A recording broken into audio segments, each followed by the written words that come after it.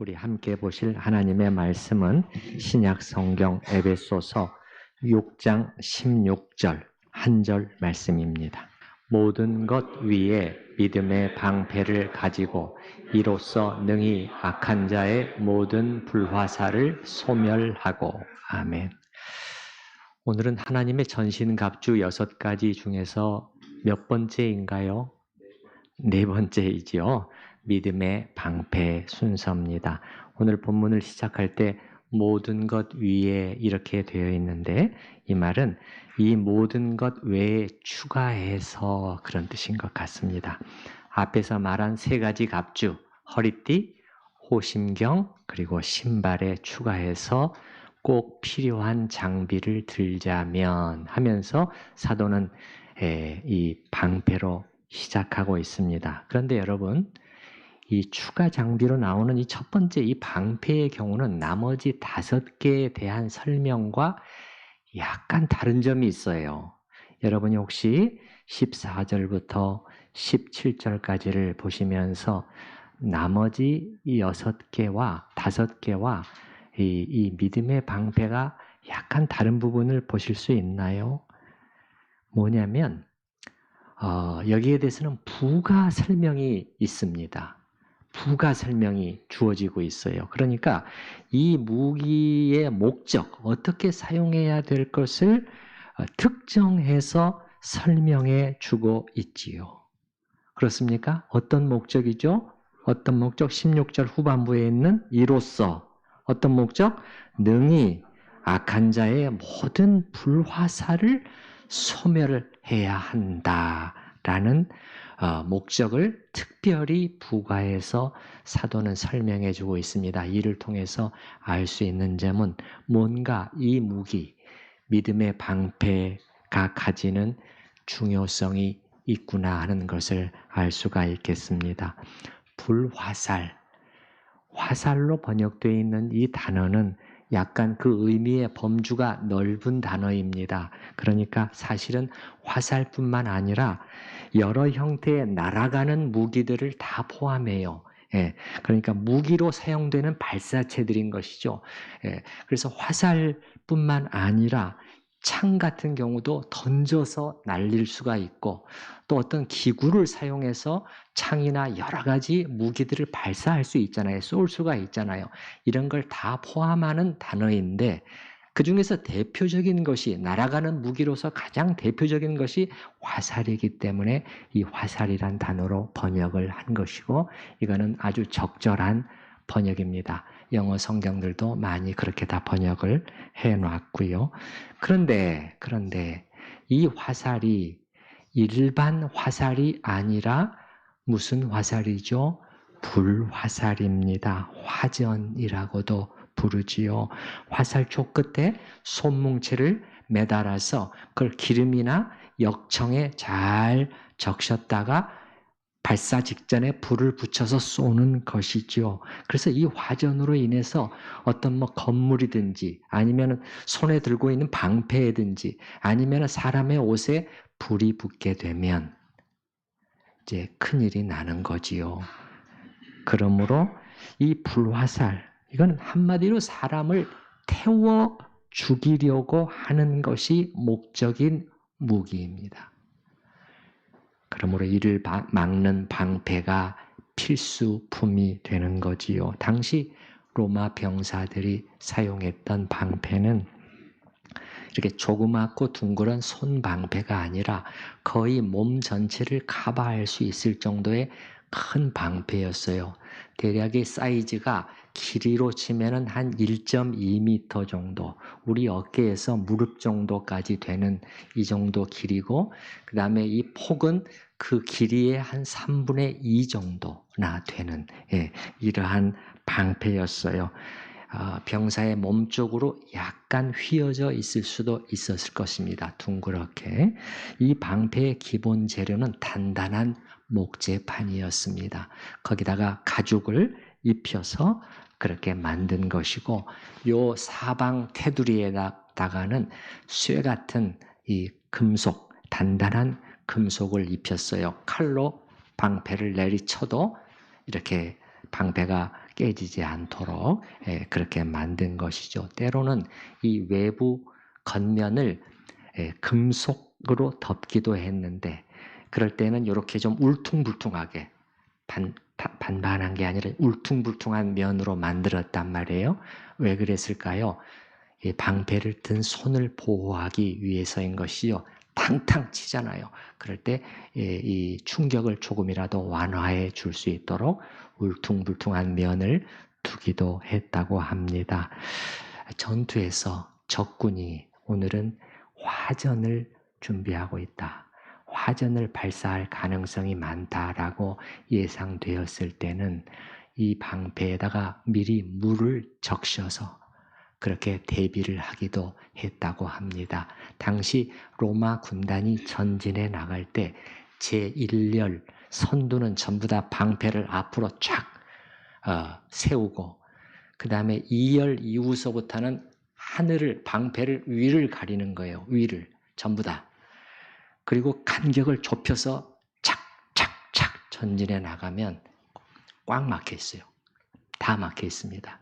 그래서 많은 불화살들을 쏘아대더라도 이렇게 막을 수 있는 그러한 대열이었다고 합니다. 여러분, 다른 갑주는 다 갖췄지만 이 방패가 없다고 생각해 보세요.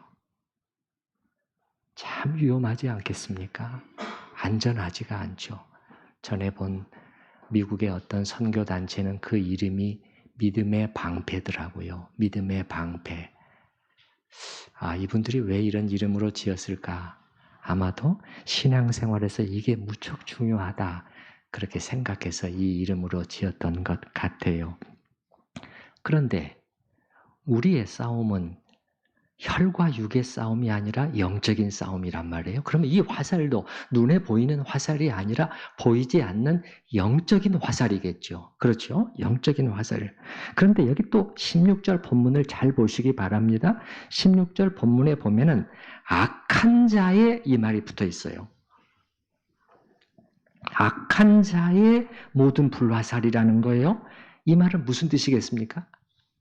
그냥 하늘에다 대고 무작위로 막 쏘아대는 화살이 아니라 악한 자, 사탄이라는 악한 존재, 인격체입니다, 여러분. 인격체. 생각하고 계획하고 그 계획을 실행에 옮기는 이 악한 자. 그런데 그가 강력한 힘을 지닌 존재란 말이에요. 그 인격체에 의해서 정밀히 계산되어 발사된 화전입니다. 여러분, 포사격을 할 때 계산해서 쏘잖아요. 미사일을 쏠 때 그냥 쏩니까? 정밀 타격을 합니다. 정밀 타격. 그래서 이 악한 자의 불화살이라는 것은 이 악한 자가 정밀히 우리에게 심대한 타격을 입히고자 하는 목적으로 잘 계산해서 우리의 심장을 겨누어서 쏘는, 그래서 불이 확 붙어서 죽도록 만드는 그러한 화살이라는 것입니다. 그런데 그 악한 자의 여기 말씀을 보시게 되면 악한 자의 불화살 바로 하지 않고 그 다음에 무슨 단어가 들어있나요? 모든입니다. 모든 불화살들이에요. 복수입니다. 복수. 한두 종류에 국한되지 않습니다. 동원할 수 있는 모든 종류의 화살을 다 사용합니다. 이런 화살들을 막 쏘아대는 것이에요. 때로는 정신을 차리지 못할 정도로 날아옵니다. 그리고 우리는 이게 어느 방향에서 날아올지를 알지를 못하고 또 언제 예상치 못한 시점에 갑자기 날아옵니다. 갑자기 날아와요. 여러분, 제가 방금 말씀드리고 있는 내용은 소설 속의 내용이 아니라 사실이에요. 하나님의 말씀은 이것이 우리 그리스도인들이 처해 있는 영적 전투의 현장이라고 말씀해 줍니다.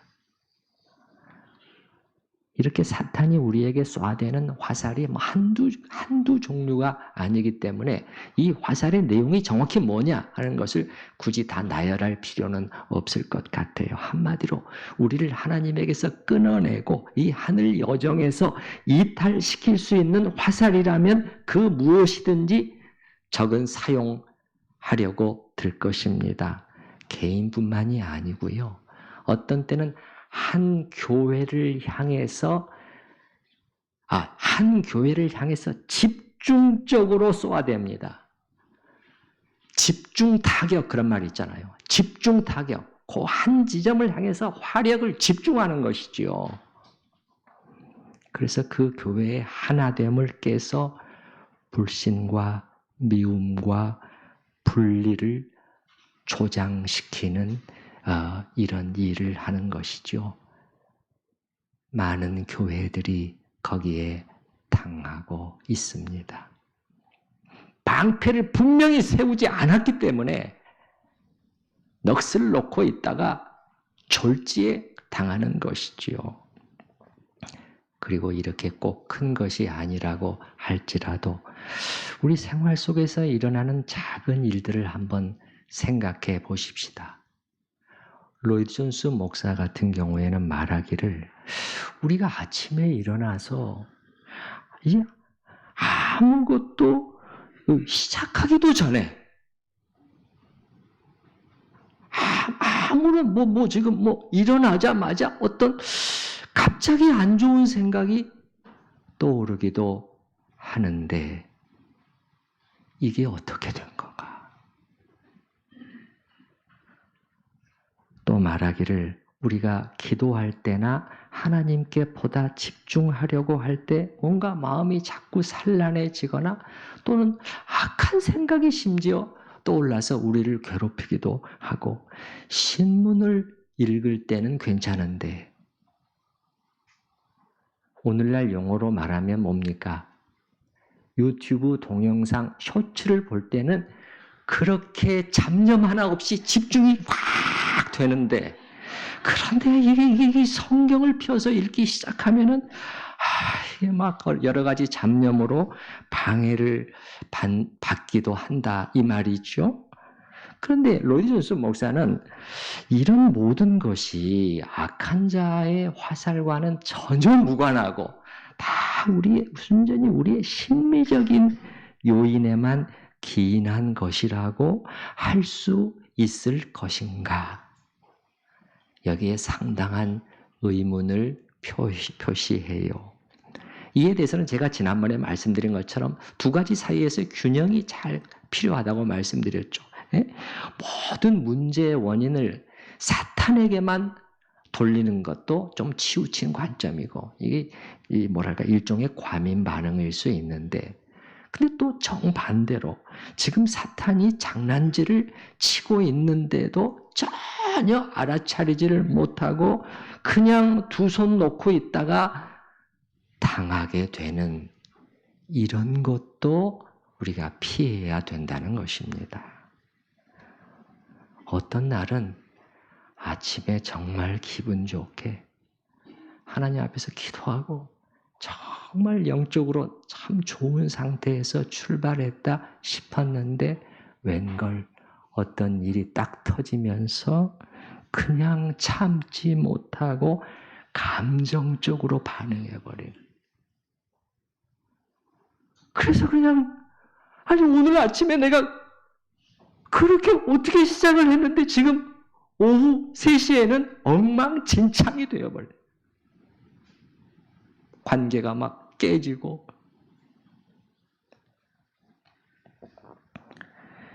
그리고 나면 어떻습니까? 내가 내 자신에게 실망이 되고 어떤 때는 참 비참함을 느끼잖아요. 비참함을 느끼잖아요. 그리고 여러분이 살다 보면 또 이런 경우들이 없지 않죠. 그냥 이런저런 일을 겪다 보면은 그만 주저앉고 싶어지는 그런 때가 없습니까, 여러분?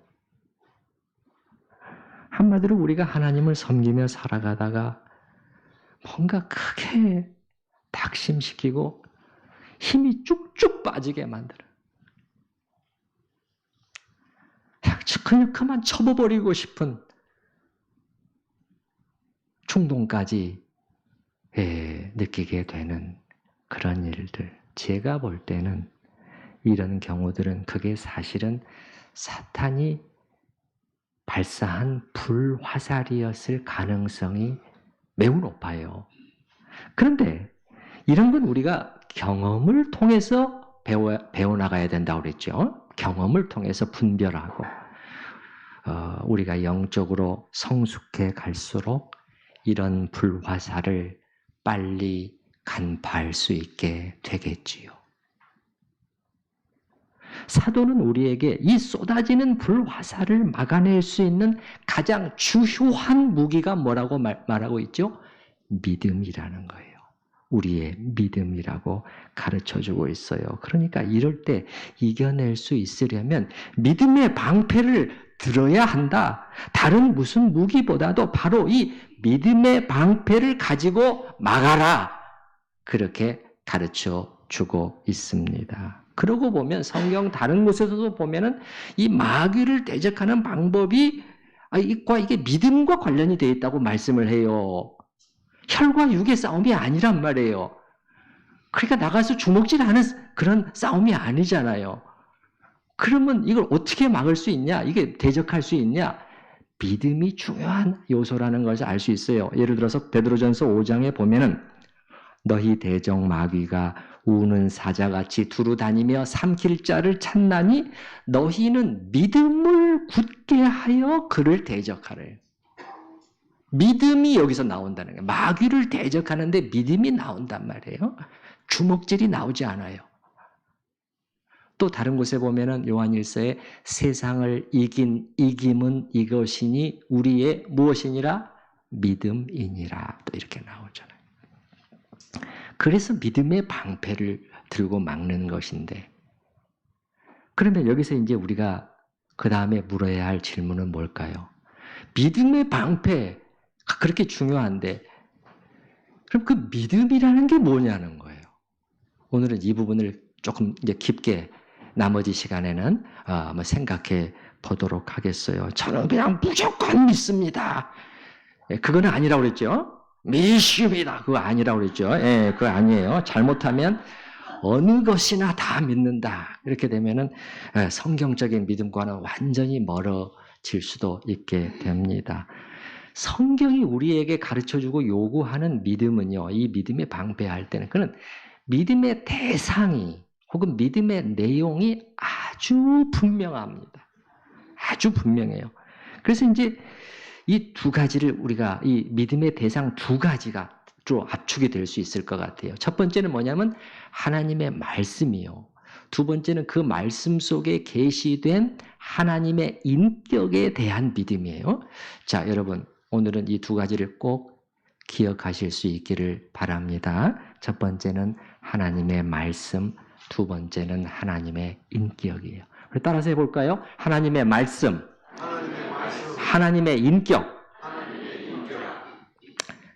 사탄은 정확히 이 두 가지를 향해서 맹렬한 공격을 퍼붓습니다.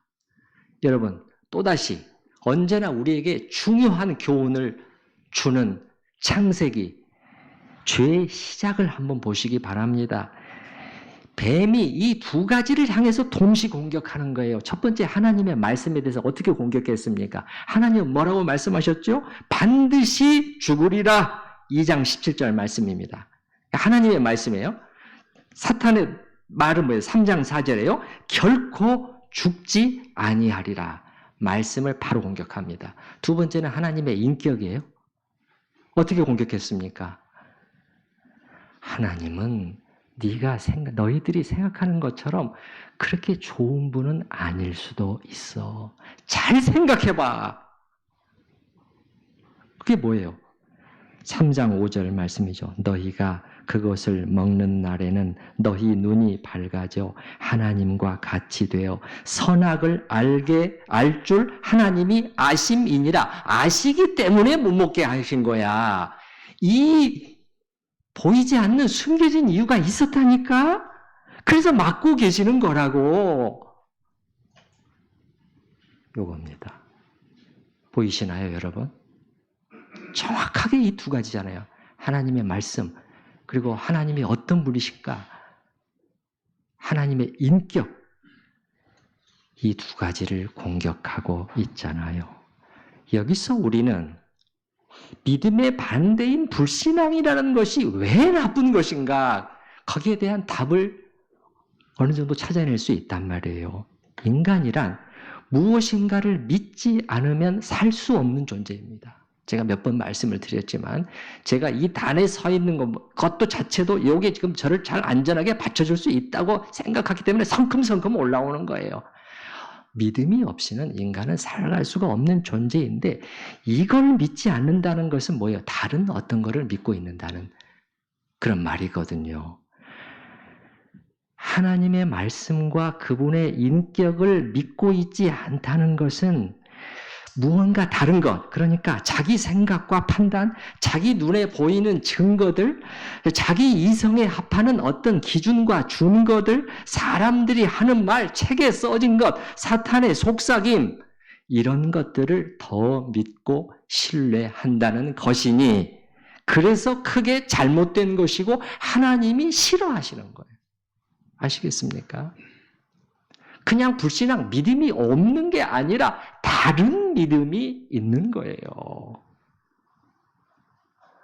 그래서 믿음의 대상은 두 가지. 다시 한번 뭐라고요? 첫 번째, 하나님의 말씀. 두 번째, 하나님의 인격인데요. 먼저 말씀입니다. 이거는 기록된 말씀입니다. 성경에 대한 믿음을 말하는 것이죠. 제가 저의 경험을 통해서 말씀드린 것처럼 돌고래 경험을 하면서 철저히 깨닫게 된 바가 있어서 제 마음 안에서 굳게 결단했다고 말씀드렸죠. 어떤 결단을? 주여, 이제부터 사람들이 하는 그 어떤 말보다도 당신이 주신 이 말씀, 계시해 주신 이 말씀을 저는 더 신뢰하겠습니다. 속지 않겠습니다. 이 결심이었어요. 다시 한번 제 안에 딱 넣었습니다. 이런 게 뭐지요, 여러분? 믿음의 방패를 착 세우는 일이에요. 무슨 화살이든지 쏴보라는 거예요. 쏴봐. 의심의 화살 뭐 다 쏴보라는 거예요. 나는 이제 딱 이거 든 거예요. 그리고 이렇게 우리가 계시된 말씀에 대한 믿음을 굳건히 할 때 또 어떤 은혜가 있지요? 성령께서 성경을 열어주시는, 조명해 주시는 은혜가 따라오게 됩니다. 너무 필요한 거죠. 너무 필요한 거죠. 그래서 이거는 이 믿음, 첫 번째 말씀드린 거죠. 하나님의 말씀 전체에 대한 제가 믿음을 말씀을 드렸는데 또 어떤 특정한 구절에 대한 그러한 이 성경 그 구절을 사용해서 믿음의 방패를 세우는 그러한 방법을 제가 한번 좀 예를 들어서 한번 소개해 드려 볼게요. 미국의 그 에드워드 답슨 목사님이라고 그 미국의 그랜드 래피즈, 미시간주 그랜드 래피즈의 갈보리 교회의 담임 목사님이었는데 복음주의 안에서 이렇게 아주 영향력 있는 지도자였습니다. 제가 거기 살 때 그분의 이 교회에 1년 정도 주일 예배에 출석을 했기 때문에 더 이렇게 잘 알고 있죠. 예. 설교도 키도 아주 조그마한 분이고 좀 마른 분이었는데 아주 차분하고 분명하고 확신 있게 설포하면서 그 적지 않은 회중을 쫙 집중시키는 그런 분이었는데 이분이 루 게릭 병이라는 병으로 판정을 받은 거예요. 이 병은 근육이 위축되어 가고 말라가고 마비되어 가는 그런 병인데 이제 시간이 지나면서 점점 몸이 힘들어지고 담임 목사로서의 사역을 계속할 수 없다고 판단이 되었을 때 사임을 하게 되었는데 그때가 2000년입니다. 51세였습니다. 그분이. 지금부터 제가 말씀드리는 것은 대부분 제 기억에 의존하는 것이기 때문에 조금 틀릴 수는 있어요. 그분이 사임을 한 후에 미국의 웨스트민스터 신학대학원의 수련회 강사로 초청이 되어서 그때 이제 그 하신 말의 내용이에요. 자신에게 일어난 이 일을 생각할 때마다 무적행 속으로 빠져드는 느낌이었다. 무슨 말인지 이해가 되시죠? 빠져든다고 했는지 가라앉는다고 했는지 그거는 정확히 모르겠어요. 저는 이 말을 들었을 때 그의 심정이 충분히 이해가 됐습니다. 그렇지 않겠습니까? 일반인도 아니고 목사인데 그리고 51세 한참 사역을 왕성히 할 그러한 나이였는데 이럴 때 그분이 붙들었던 중요한 말씀 중 하나가 우리가 잘 아는 히브리서 13장 5절, 6절 말씀이었는데 제가 읽어드릴 테니까 여러분이 한번 그분이 처해 있는 상황 속에서 이 말씀을 어떻게 받았을까를 그려보면서 들어보시기 바랍니다. 그가 친히 말씀하시기를 내가 결코 너희를 버리지 아니하고 너희를 떠나지 아니하리라 하셨느니라. 그러므로 우리가 담대히 말하되 주는 나를 돕는 이시니 내가 무서워하지 아니하겠노라. 사람이 내게 어찌하리요. 구약성경 여호수아 1장과도 관련된 말씀인데요. 그런데 그분이 이 말씀 구절을 그냥 한두 번 붙든 것이 아니라 붙들고 또 붙들고 그분의 표현을 그대로 옮겨보면 이것도 제 기억에 의존하는 것인데 나중에 그 말씀이 나를 붙들기 시작할 때까지 그 정도로 나는 붙들었습니다. 이 말이 무슨 말인가? 제가 해석을 해보면 이런 내용이에요. 이 성경 구절 말씀을 수시로 상기하고 묵상하고 괴로울 때마다 그 말씀으로 부르짖고 매달리고 밤이나 낮이나 이 말씀을 되새기고 또 되씹고 이렇게 붙들었더니 어떤 순간이 오느냐 하면 이제는 그 말씀이 자기를 붙들어주는 순간이 오더라는 거예요. 무슨 말인지 아시겠죠? 아시겠죠? 내가 그 말씀을 붙들었는데 나중에는 하고 또 하고 하니까는 그 말씀이 나를 붙들어주는. 그래서 그분은 생을 마칠 때까지 좌절하지 않고 자기가 할 수 있는 방법으로 주님을 섬기다가 15년 후에 주님 품으로 갔어요. 그 이후에 책도 쓰고 그 책 중에 많이 알려진 책 중에 하나가 1년을 예수님처럼 살아보기 라는 그런 책인데 저도 읽어보지는 못했고 우리말로 번역도 되지는 않았는데 책의 내용이 무슨 내용이라는 것은 읽어본 적이 있죠.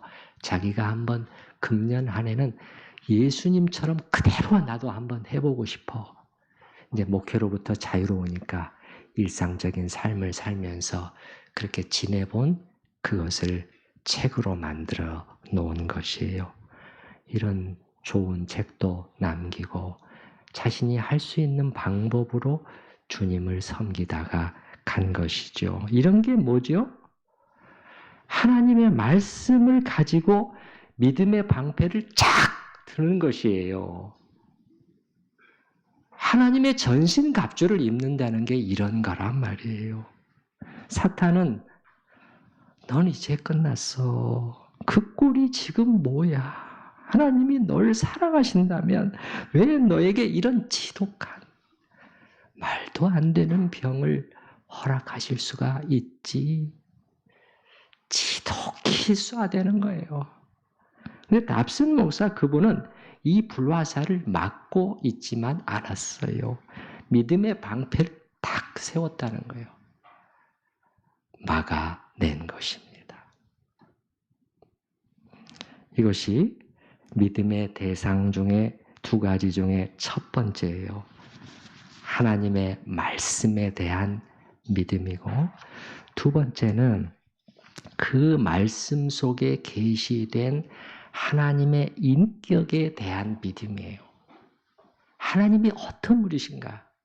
성경은 어떤 의미에서 보면 처음부터 끝까지 성부, 성자, 성령 하나님이 어떤 분이시며 그분이 어떤 일을 하셨는가? 그 하나님을 우리에게 말해주려고 하는 책이거든요. 그래서 이 말씀이 우리에게 가르쳐주는 하나님의 인격에 대한 믿음입니다. 우리가 첫 번째 하나님의 말씀에 대한 믿음은 어느 정도 들어서 알고 있고, 그렇지만 이 두 번째에 대해서는 그렇게 많이 생각해 보지 못하는 것 같아요. 그래서 저는 이 부분을 오늘 조금 더 제가 한번 우리 성도님들과 나눠보고 싶어요. 여러분에게는 이 두 번째 믿음, 성경이 말씀해 주는 그 하나님이 그런 분이시다. 내가 섬기는 하나님이 정말 그런 분이야 라는 이 하나님의 인격에 대한 분명한 믿음이 있습니까? 뭐 복잡하게 설명할 필요가 없이 하나님은 우리에게 이렇게 물어보시는 것 같습니다. 너는 나를 믿느냐? 말은 많아요. 많은 말을 따질 수도 있고 여러 가지 할 수는 있겠지만 나는 너의 깊은 속을 나는 좀 보고 싶다. 너는 나를 정말 믿어? 이 질문인 것이죠. 여러분, 인간 사이에서도 여기 수십 년 사귄 친한 친구 A와 B가 있다고 생각을 해보십시다.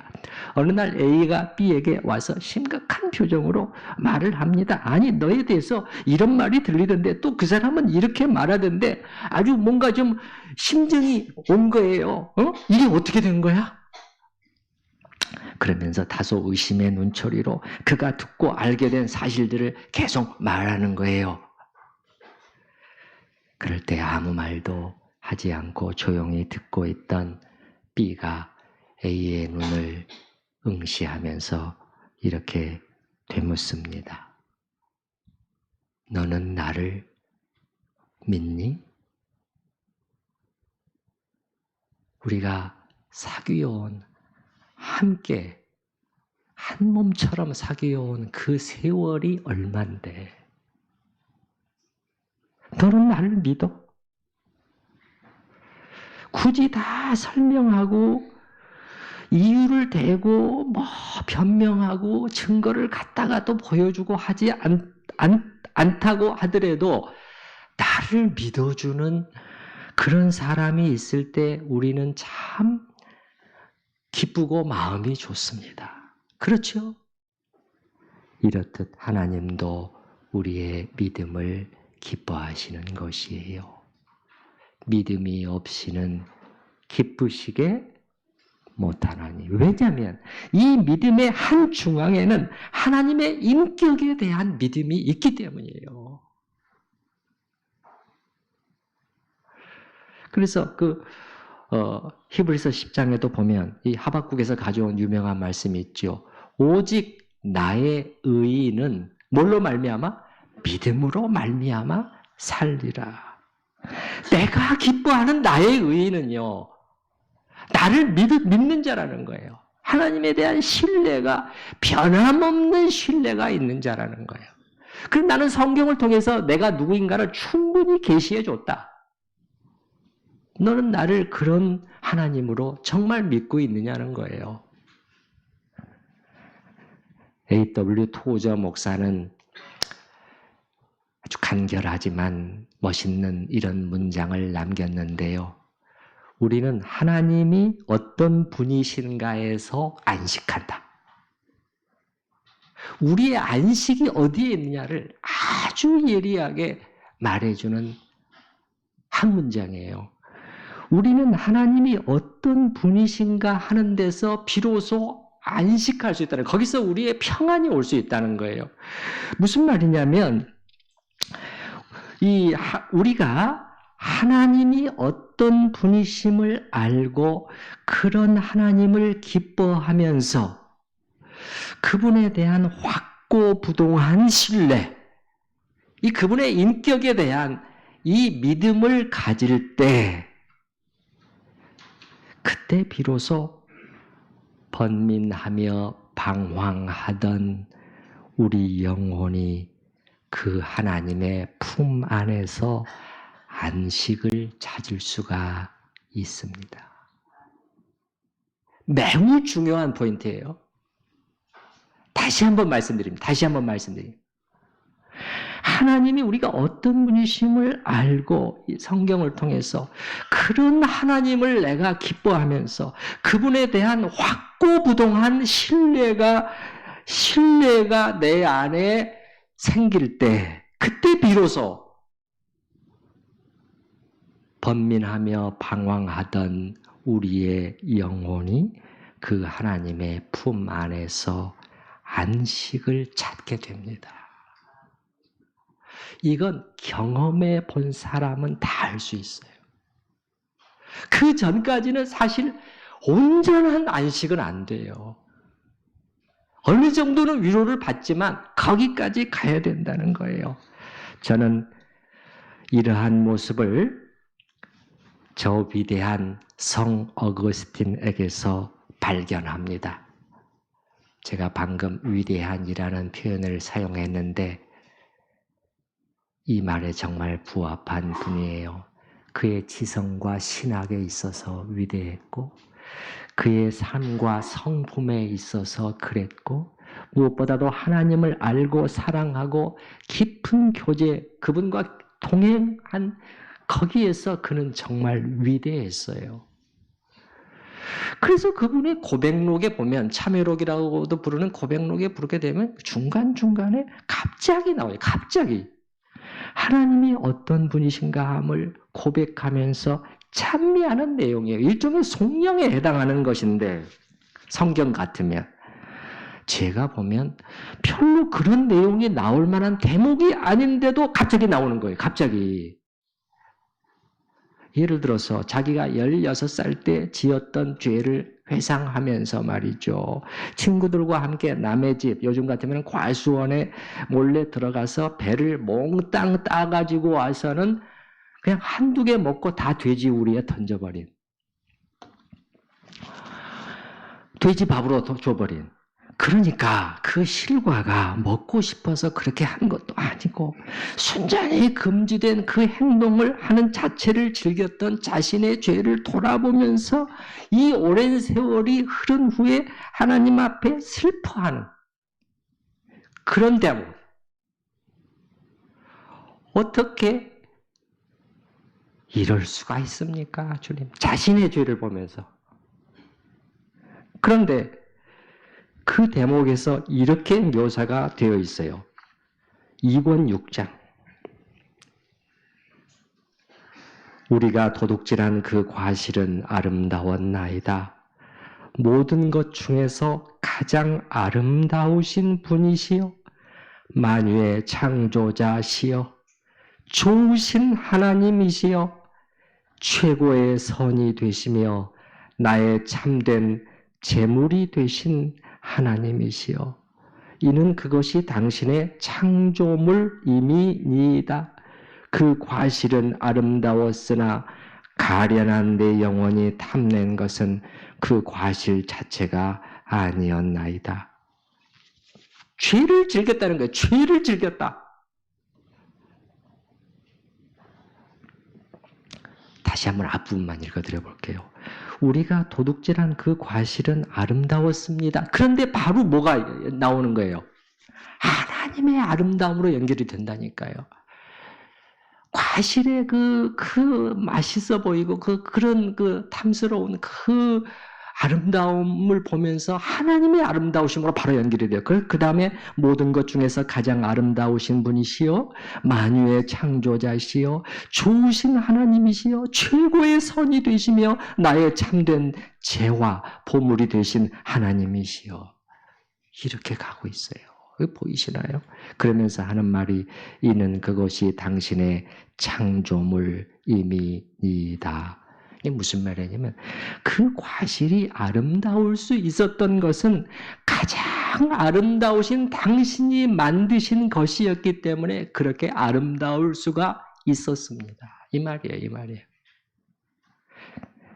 제가 이런 부분들을 이렇게 읽으면서 느끼게 되는 것은 뭐냐면 지금 이분의 마음속에는 하나님을 향한 그 믿음, 그 인격에 대한 철저한 신뢰가 있고 그 믿음과 그 사랑으로, 하나님을 향한 믿음과 사랑으로 가득 차 있구나. 그러니까 자꾸 이게 나오는 거예요. 자꾸 나오는 거예요. 기회가 있을 때마다 나오는 거예요. 그리고 이런 부분을 읽게 되면 제 마음속에도 아멘 이게 나오면서 그렇게 마음이 편안해져. 안식이에요. 안식 이게. 저도 덩달아서 함께 안식을 맛보는 것입니다. 우리 하나님이 이런 분이시라는 것을 성경을 통해서 계시된 하나님을 이분이 사실 고백하는 거잖아요. 이게 다 어디서 자기가 만들어낸 거 하나도 없어요. 계속해서 성경 말씀을 인용합니다. 그분이 만난 그 하나님을 소개해 주는 것을 보면서 저도 같이 덩달아 영혼의 안식을 맛보는 것이지요. 이것이 하나님의 인격에 대한 우리의 믿음입니다. 아시겠나요? 이 믿음이 확실할수록 이 믿음의 방패가 단단해지는 거예요. 이런 방패를 든 사람은 마귀가 좀처럼 건드리지를 못합니다. 그래서 믿음의 방패인 것인데 하나님께서 이 당신의 갑주를 우리에게 주신다는 것인데 근데 또 성경 어떤 곳들에 보면은 하나님 자신이 우리의 방패시다 이렇게까지도 표현하는 곳들이 한두 군데가 아니거든요. 예를 들어서 창세기 15장 1절에 보면은 아브라함이 뭔가 지치고 거의 이제 쓰러질 지경이 되었을 때 하나님이 나타나셔서 이렇게 말씀하셔요. 아브라함아 두려워 말라. 나는 너의 방패요. 나는 너의 방패요. 너의 지극히 큰 상급이니라. 또 잠언 30장 5절에 보면 하나님은 그를 의지하는 자의 방패시니라. 의지하는 거 뭐요? 믿고 의지하는 자죠. 믿고 의지하는 자의 방패가 되어주신다. 그 외에도 많아요. 여러분 시편 33편, 시편 84편에는 2번이나 이런 표현이 나오고 무슨 말이죠? 하나님은 이렇게 당신의 인격을 신뢰하고 의지하는 자에게는 하나님 자신이 그 사람의 방패가 되어 주셔서 날아오는 모든 화살들을 친히 막아 주신다. 그런 의미 아니겠습니까? 그래서 여러분 방패 비슷한 또 하나의 표현은 피난처예요. 피난처. 그런데 이 피난처는요. 무슨 방공호 같은 차가운 피난처가 아니에요. 폭격이 터지기 시작하면 방공호로 빛이 나잖아요. 차가운 곳이죠. 그런 성경에서 말씀하는 하나님이 우리의 피난처가 되신다는 그런 게 아니에요. 뭐냐? 어미새의 따뜻한 품과도 같은 아늑한 피난처를 의미하는 거예요. 이런 표현들이 너무너무 많잖아요. 한 군데만 읽어드려 볼게요. 그가 너를 그의 깃으로 덮으시리니 네가 그의 날개 아래에 피하리로다. 그의 진실함은 방패와 손방패가 되시나니. 나오잖아요. 진실함. 하나님의 인격이에요. 이를 알고 믿을 때 하나님은 우리의 방패로 딱 서주신다는 거죠. 하나님의 인격에 대한 믿음이죠. 오늘은 이 믿음의 방패라는 것을 놓고 믿음이 무엇인가, 그리고 이것이 어떻게 악한 자의 화전을 막아내는 방패가 될 수 있는지에 대해서 생각해 봤습니다. 여러분, 이런 믿음을 자꾸 키워가시고 또 이 믿음을 잘 지키실 수 있기를 바랍니다. 믿음은 처음 갖는 것도 중요하지만 또 뭐가 중요하냐? 잘 지키는 거예요. 끝까지 지키는 거.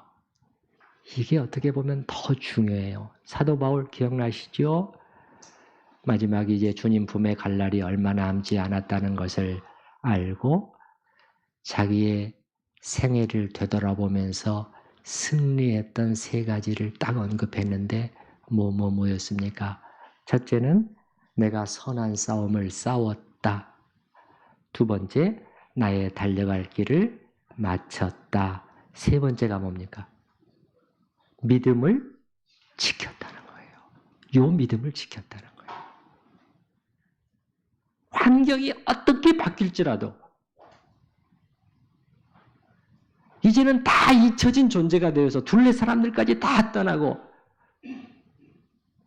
그 로마의 습기가 가득 찬 지하 감옥에서 사형 집행을 기다리고 있지만 이 믿음을 지켰다는 거예요. 지켰다. 그러므로 이제 우러는 나를 위하여 의의 면류관이 준비되었다. 그거죠. 여러분, 이 믿음의 방패를 결코 내려버리지 마시고 하나님의 말씀과 그분의 인격에 대한 견고한 믿음을 끝까지 지켜가실 수 있기를 바랍니다. 같이 기도하는 시간을 갖도록 하겠습니다.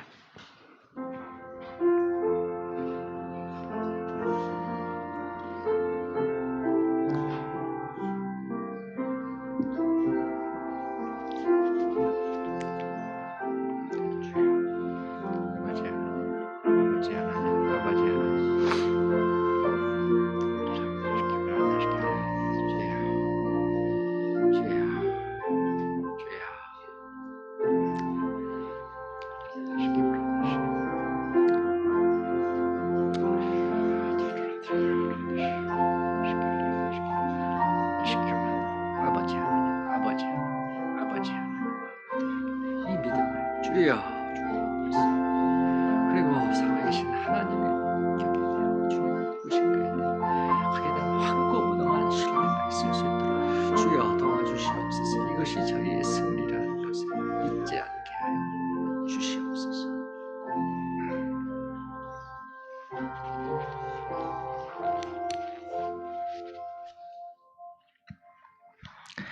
악한 자가 쏘는 각종 불화살이 난무하는 그것도 무작위로 쏘는 것이 아니라 정밀히 계산되어 쏘는, 우리를 불붙여 죽이려고 하는 그 화전이 난무하는 이 영적 전투의 현장에서 우리가 방패를 내려버리면 안 된다는 것을 저희가 배웠고, 그 가장 중요한 방패는 믿음의 방패라는 것도 저희가 확인했나이다. 주님, 오늘은 그 믿음의 방패를 든다는 것이 또한 무엇인가에 대해서 더 깊이 들어가 봤습니다. 기도하오니 하나님의 말씀에 대한 주님 분명한 신뢰가 있게 하여 주시고, 이 방패를 들어서 우리의 적을 향해서 어떤 화살이든지 쏴봐라. 쏴봐라 라는 그 정도의 자신감을 가지고 그 정도의 결심을 가지고 이 방패를 들게 하여 주시옵소서. 또한 무엇보다도 이 말씀이 우리에게 알려주는 그 하나님의 성품, 하나님의 인격, 내가 섬기는 하나님이 정말 어떠신 분이신가에 대한 이 믿음이 있지 않으면 안 된다는 것도 저희가 확인했습니다. 하나님은 그러므로 우리에게 물으시는 것입니다. 네가 많은 말을 하지만 너는 나를 믿느냐? 라고 단도직입적으로 하나님은 질문에 들어오십니다. 그러면서 오직 나의 의인은 믿음으로 말미암아 살리라 이렇게 말씀하십니다. 아버지 하나님, 이 믿음의 방패도 저희가 단단히 들게 하여 주시옵소서. 참으로 하나님을 알고 믿고 신뢰하는 가운데서 여호와를 하나님을 기뻐하는 것이 어떻게 저희의 힘이 되는지를, 영혼의 참 안식을 저희에게 제공해 주는지를 주님 경험케 하여 주시옵소서. 예수님의 이름으로 기도하옵나이다. 아멘. 찬송가 우리 406장인데요. 406장 같이 부르실 때 이렇게 불렀으면 좋겠습니다. 우리 1절, 4절은 다 같이 부르고 2절은 남자 성도님들만, 3절은 여자 성도님들만, 후렴은 다 같이 이렇게 불렀으면 좋겠습니다.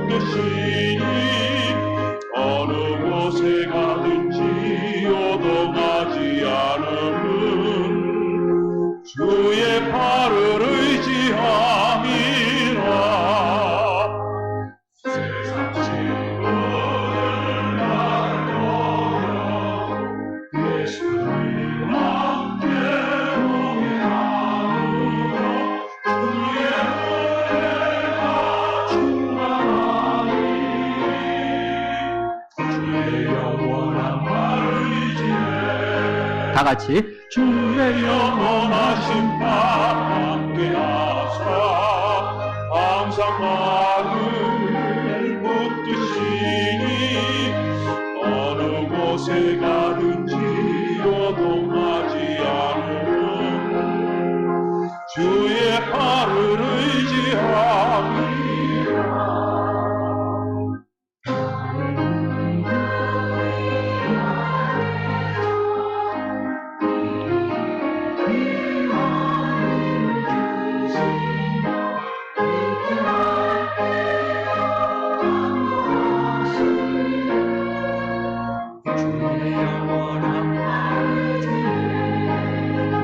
주의 영원하신 바 함께하사 항상 나를 붙드시니 어느 곳에 가든지 요동하지 않는 주의 팔을 의지함이라.